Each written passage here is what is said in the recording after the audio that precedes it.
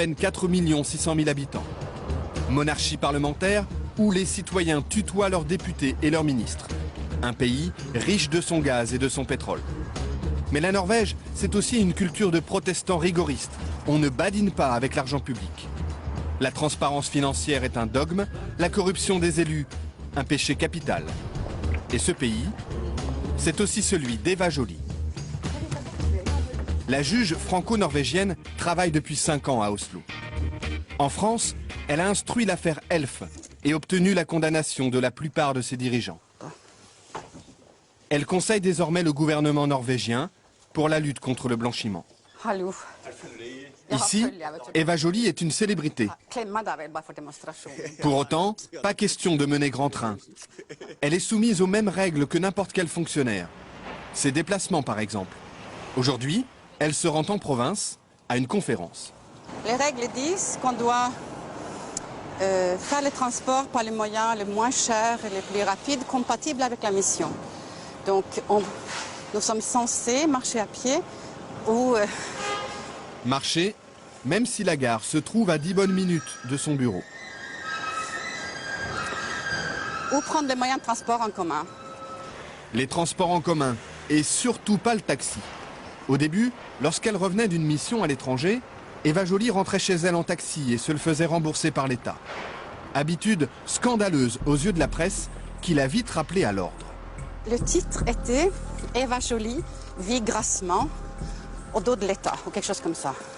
Donc, et j'ai compris, de façon assez innocente, je peux dire, que j'avais franchi un tabou et que si je voulais prendre un taxi, je me le payais. Hi. Salut. Je suis avec une équipe de télé française là.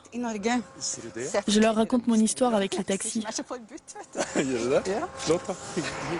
Depuis, Eva Joly dit avoir compris la mentalité de ses compatriotes. Cette intransigeance lui apparaît comme une vertu démocratique. C'est un garde-fou très efficace et qui évite tout dérapage. Je pense qu'en France, on a vraiment vu ce que ça donne quand il n'y a pas de contrôle. Et aujourd'hui, on trouve un état de, je pense, de mépris du politique qui est beaucoup dû à tous les excès non réprimés, non constatés même. En France. En France. En France, élus et ministres disposent d'une enveloppe pour leurs frais quotidiens, sans justificatif. En Norvège, c'est l'inverse. Ils doivent tout avancer et ne sont remboursés que sur facture. La preuve, avec le ministre des Affaires étrangères en déplacement officiel dans le nord du pays. Là aussi, sans garde du corps. Ce jour-là, il inaugure une école de commerce, visite une base militaire, rencontre les élus locaux. Et il déjeune comme tout le monde sur le pouce. Sandwich, café et gâteau sec.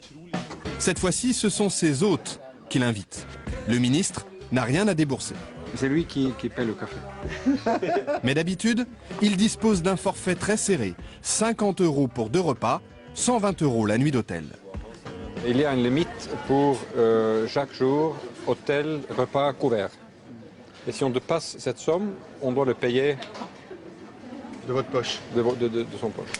Son assistant garde précieusement les reçus du taxi. Il sait qu'on va les lui réclamer. Pour l'embarquement du vol retour, le ministre fait la queue. Tout traitement de faveur serait mal vu. Mais il ne faut pas croire que parce qu'on est ministre, on est différent. Ça, c'est très dangereux. Hein. C'est faux et c'est dangereux.